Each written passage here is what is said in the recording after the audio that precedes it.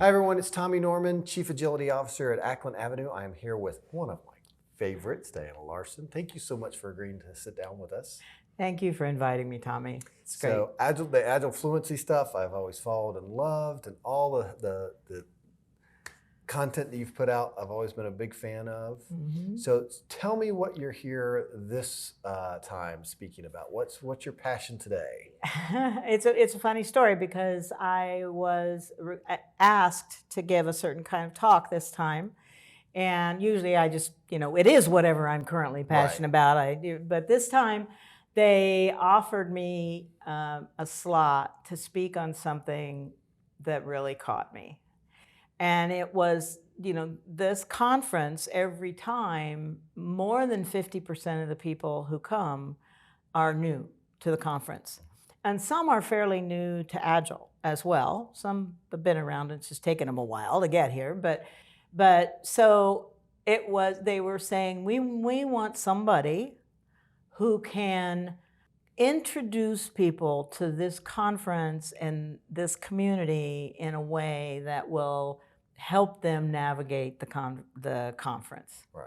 That will kind of help them situate themselves in Agile, where they are now, what they really want to learn about.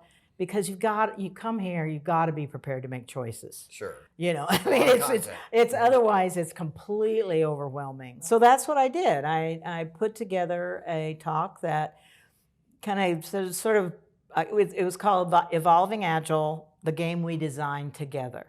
Thinking about the community of Agile and how new ideas come in and some stick and some don't, and we're constantly sort of, what is Agile? Well, it's constantly being redesigned, and so I talked a little bit about games, finite and infinite games, and some of that theory behind games, and how over time, Agile, even the Agile Manifesto, didn't just pop out of 17 people's heads. It has there were inputs for decades ahead of that. And so I talked a little bit about, so where does it come from? What's it related to? How is it related to Lean? How is it related to other things?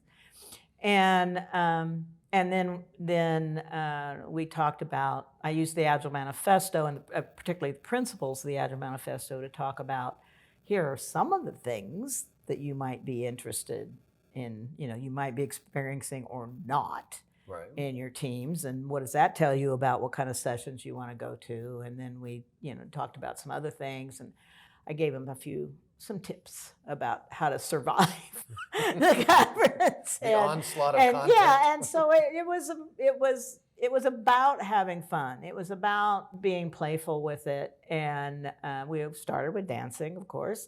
And I saw some video. Yeah, and so that's what it was. So not exactly my usual current interest, but I'm always interested in contributing to this community and helping to move this community forward. And it just felt like a great opportunity to do that in another way than I've done before. Well, I also think that's great that the Agile Alliance kind of recognized that as a point of entry. Even at my own user group, I always ask, who's your first time? And we usually get 30 to 40% new people. Yeah. I don't know what I did to piss off the other people who didn't come back, but there's a cast of crew that are always there. And then these new people coming in, and they are, that group is specifically for, people relatively new in their journey. And sometimes you don't even know where to start. So I think that's perfect. That was great. Yeah. I was happy, very happy to do it.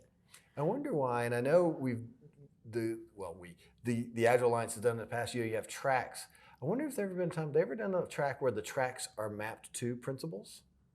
I don't know. That would be an interesting thing. I don't remember that happening, but it might be. Yeah, because there's 12 principles, and they usually have 15 or 20 tracks. And could saying, be, or at least even like tagging, saying, hey, I'm going to talk about this, because so many overlap, and it covers these principles. That would be an interesting that'd be interesting. Yeah. So if you hadn't been asked to do that, what would you have talked about? Well, so for the past several years, I've really been involved with the Agile Fluency project and the Agile Fluency model that Jim Shore and I created. And so that had been on my mind to do. But I guess this is an and. Yes, and. Yeah, it's a yes and. Tricia Broderick and I, for the past 2 years, have been working on a new book. Okay. And one of the things I've realized over time is that is one of the ways that I enjoy. I love speaking, I love coming to conferences and events, but I like collaborating on writing books that are going to contribute to the community, to moving the story forward. And so Tricia and I have written a book, and it's available for pre-order now, but it will be out in the end of September. And it's called Lead Without Blame, Building Resilient Learning Teams. Nice. So it's a lot more about in some ways, kind of the evolution. We are seeing the idea of high-performing teams actually evolving into what we called resilient learning teams. And as sometimes happens, after we had written that and you come up with that, I started noticing that same phrase come up some other places. What is it? The Buddhists called dependent co-arising or something. So that is a thing. That is that shift from knowledge work and that emphasis on repeatable performance, that we can count on, is really shifting to this ability for not just people, not just individuals, but groups of people to be able to learn well together and move things forward. Absolutely. And in order to do that, leaders need to think differently about how they lead. And so that's basically the premise of the book. We're talking to leaders about how, some new ways that they can think about their role and giving them some good information, I think, about how to do that. We really wanted it to be a useful book. I mean, that's one of the hallmarks of the books that I've written. I mean, Esther and I always said when we wrote the Agile Retrospectives book, if people use this book, that's what we're going to want. And then ever since, anytime somebody comes up to us and says, your book is always on our desk, it's got sticky notes in it. It's never on the bookshelf. It's always right. It's like, that's exactly what we want to hear, right?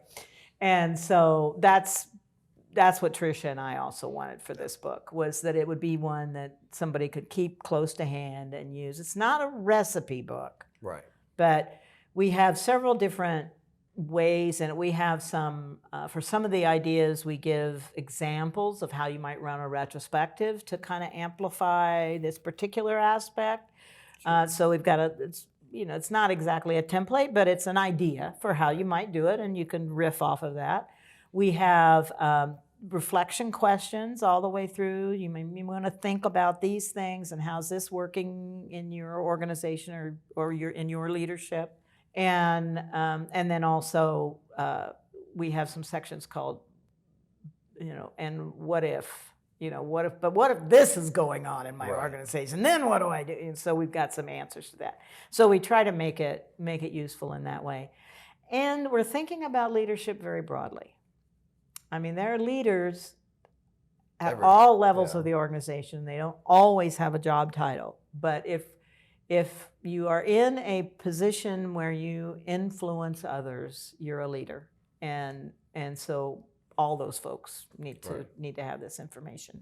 I love that term, resilient. Yeah. I like that. When we build our teams, when we talk about, because we sell Agile teams as like a service, and so I don't know what domain I'm going to go into, and even though we have some expertise in certain ones, it's mainly about I build teams that are really good at maximizing value and learning.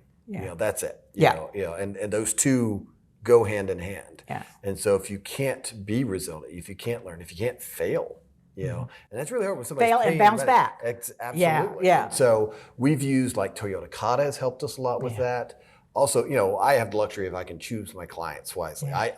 It's nice that I get a little veto power as the sales support, and so does our chief delivery officer, and that we want to work with people who think that way because we will be good partners. But I love that idea of a team that is not just firing all cylinders, but when what you did worked before stops working, how can you adapt? Right. That is great. Yeah. We're going to be talking to Tricia later, so now I know what to ask her good. about. Yeah.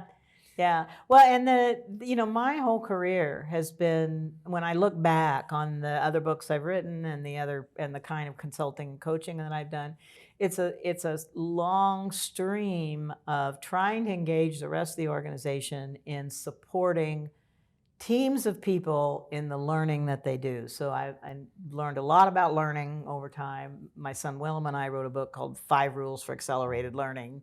And so the Retrospectives book is about learning for improvement. The Liftoff book is about how do you set up a team to really begin their learning journey, right? And it's always been a part. So and I've been concerned with how are people creating an environment for those kinds of things to happen. Well, Tricia has this wonderful background as an executive leader and in a teacher of leadership principles and things. And so between the two of us, sure. And also a deep understanding of Agile. And so between the two of us, we had these different perspectives that I'm really pleased with, and I'm really pleased with the way that we were able to meld them and build on each other's ideas. And this is one of the great things for me about writing a book in collaboration with someone else, is that we have to walk the talk as we do it. And we wrote this book. We only wrote when we were writing together. Nice. And which is how Esther and I did the Agile Retrospectives, and Ainsley and I did the Liftoff book, and Willem and I did. So those folks I had more of a relationship ahead of time with, where Tricia and I knew each other from the conferences, but we'd never really worked together exactly in this way. And so it was a joy to create this really wonderful working partnership as we wrote this book. And now it's great. Now I can't wait to hear about her stories from Europe. I know, she's like, I can only do it at certain times. Yeah, right. Yeah. Yeah. Well, that's fantastic. I'm looking forward to that book. So there always seems to be, every couple of years when we do these things, there's themes that we see. There was, Scrum was the big thing for a while, and then it was, let's go to Lean and Kanban, and then scaling was, it's going to scare you. And then, also, now it seems like, psychological safety has had a lot of big things, distributed remote teams. So what are the themes as we start getting back in? What are the themes you're seeing that people are kind of, what's popping up most often? Yeah, I'm hearing a lot about, it was funny as a theme because I designed my thing, Evolving Agile, the game we designed together, right? And that's just what I decided to bring. Well, there are like several other sessions here that have either game in the title or game in the, so there's some, I'm not exactly sure what that is, but there's some percolating around this understanding of how do people learn and how do we engage with each other? And I think it's probably linked to psychological safety, but that's still a thread here. But it came out in a funny kind of way this year. I don't know if I would have noticed it if I hadn't been one of the folks who did that. But I know Jessica Kerr, she's doing one, and Anyway, so there are several of those. I also think hybrid. People wrestling with this post-pandemic, what are we post-pandemic? Are we not post-pandemic? Right. There's an interesting, how are we going to construct ourselves, and can there be multiple different models that are all good, that all can work, or are some, do some fit better in some places than others? And that's, Agile Fluency model. That's always my view is where is the nuance? Getting to the organizational and company level. We can't just have these hard and fast rules that it has to be this way everywhere. What are the indicators that say, remote?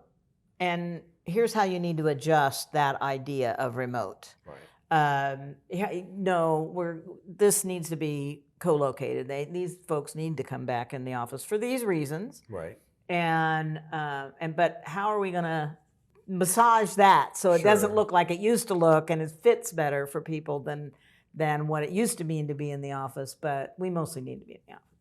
And then is there a hybrid? Is there some middle? And what would we need to do to make that work? And so I think all those questions are on the table. So that's definitely here. Absolutely. I do think the idea of learning in a lot of different ways. There seems to be this time both, and maybe having Kelsey Hightower here as a keynoter influenced this.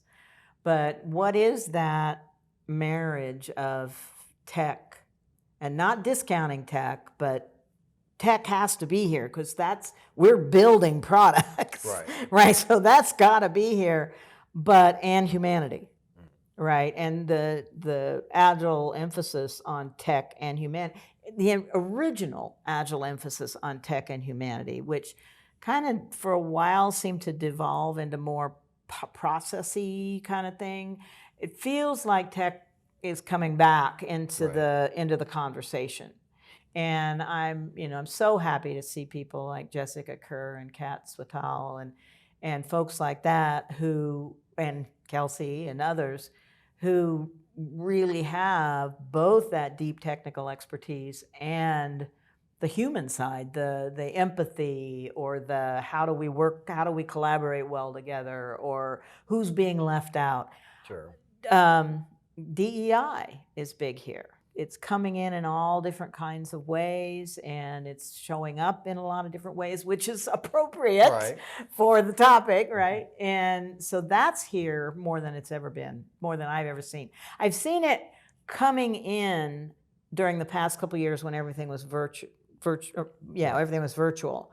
But this is the first time I've seen such a diverse community showing up at an Agile 20XX. Well, event. Even identifying that, like even with just our badges, making it, the acknowledgement of it, the inclusion of it, making it not a weird thing that, okay, can I, can I do this, can I do that, how do I identify that, and just making it, this should just be the thing. Right. Yeah. Well, and the vast ranges and variety of intersectionality and all of that's here.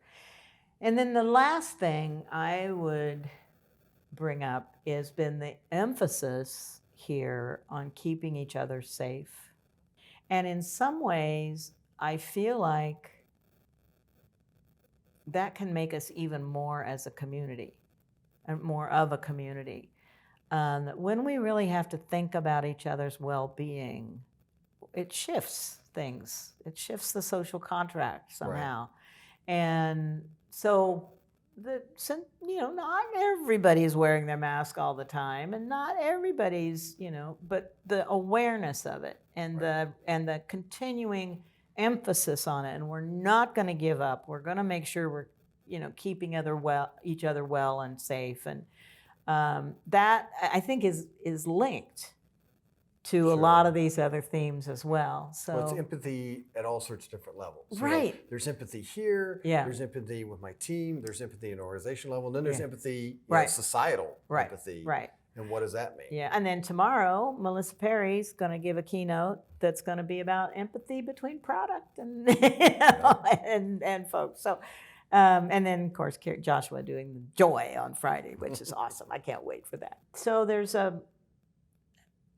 which kind of links in with the fun and the game stuff. So it's every Agile conference, every one of these kind of this Agile Alliance conference, big Agile conference, the big tent we say, has its own flavor and it's wonderful in its own way. And this one has found its way to be wonderful too. I've been so happy to be back. It is definitely missed the tribe. Yeah. So what's going? So we know we have the book coming out. Yeah.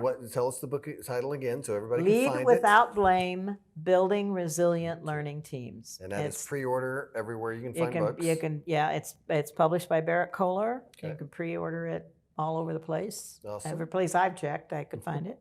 And and then it'll be shipped and it'll be out in just more widely for immediate purpose at the end of September. Okay, into September. Yeah. What else is going on for you? Any next steps? Anything else you're working on? You want to call attention to? Well, I have had the past several years. I have had a role with the Agile Fluency project that's been more of a kind of a general management role. And I haven't been able to do, and which has been, I've been happy to serve in that way. And it's meant I haven't been able to do as much in the coaching and consulting kind of realm that I really love to do. Right. And so, and I came to the realization that I wasn't working to my strengths. And so Agile Fluency Project wasn't getting as much of what it needed. I mean, I'm just honest here. Yeah. I just do this, right? And so we are looking at, how we want to handle that. I've been, for the past year and a half, I've been finding some other ways to get some of those management tasks done, which has been very helpful and has given me more energy to keep on that path. And so I'm now talking with more potential clients and things, and I'm looking forward to doing that. As I get older, I am very aware that I have to spend my energy wisely, and so that's been a theme in my life, to figure out what does that mean: physical energy, mental energy, emotional energy, all of it. Right. And it's an interesting challenge. I mean, Betty Davis once said, "Getting old isn't for sissies." Right, so I feel like it's a significant challenge, and I've got a mom that's 95 years old this year, so, and she's still going. So I feel like I got to plan for the long haul. Sustainability got to be me too, not just the teams and the businesses that I work with. I've got to figure that out too. So that's on a personal note. That's really been up for me. But I'm so enjoying reconnecting with people that I've known for a long time, people that I've known that I maybe only met in 2018 or 2019 and then didn't get to reconnect with, and finding opportunities to connect with them here, and then the new people that I'm meeting. Right. I really enjoy when I come to this conference to always sign up for a few of the time slots in the Agile advice, because it's just such a pleasure to talk to people and hear how articulate they can be about the challenges they're facing and what their ideas are for it and what their questions are about it. And I really love doing that. So, fantastic. Yeah. All right. Well, thank you again so much for sitting with us. So go out and pre-order the book. Or when it's September, get that hard copy. I like a hard copy. Yeah. Because I do have several of your books. They are on my bookshelf, but it's just so they look nice behind. So I say, look, I'm smart. I read all these books. But I'll be looking forward to that so much. Thank you again. Thank you, everyone.